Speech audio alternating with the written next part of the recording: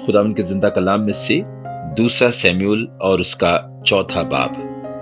جب ساؤل کے بیٹے اشبوست نے سنا کہ ابنیر ہبرون میں مر گیا تو اس کے ہاتھ ڈھیلے پڑ گئے اور سب اسرائیلی گھبرا گئے۔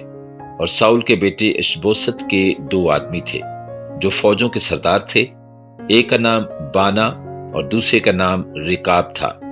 یہ دونوں بنی بنیامین کی نسل کے بیروتی رمون کے بیٹے تھے، کیونکہ بیروت بھی بنی بنیامین کا گنا جاتا ہے، اور بیروتی جتیم کو بھاگ گئے تھے، چنانچہ آج کے دن تک وہ وہیں رہتے ہیں۔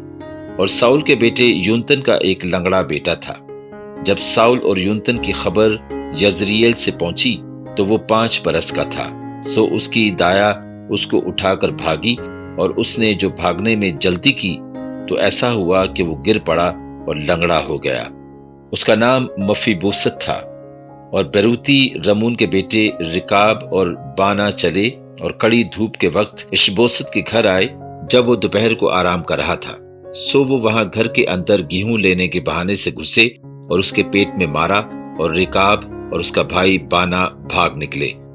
جب وہ گھر میں گھسے تو وہ اپنی خوابگاہ میں اپنے بستر پر سوتا تھا، سو انہوں نے اسے مارا اور قتل کیا اور اس کا سر کاٹ دیا، اور اس کا سر لے کر تمام رات میدان کی راہ چلے۔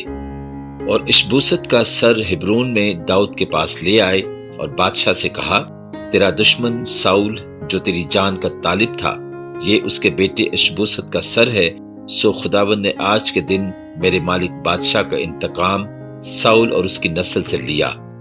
تب داؤد نے رکاب اور اس کے بھائی بانا کو جو بیروتی رمون کے بیٹے تھے جواب دیا کہ خداوند کی حیات کی قسم، جس نے میری جان کو ہر مصیبت سے رہائی دی ہے، جب ایک شخص نے مجھ سے کہا کہ دیکھ ساؤل مر گیا اور سمجھا کہ خوشخبری دیتا ہے، تو میں نے اسے پکڑا اور سکلاج میں اسے قتل کیا۔ یہی جزا میں نے اسے اس کی خبر کے بدلے دی۔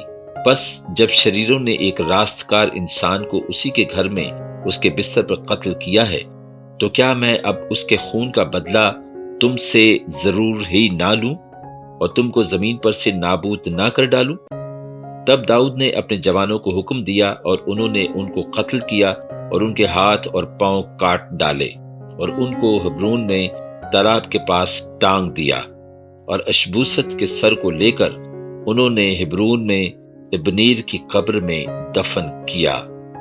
پاک کلام کے پڑھے اور سنے جانے پر خداوند کی خاص برکت ہو، آمین۔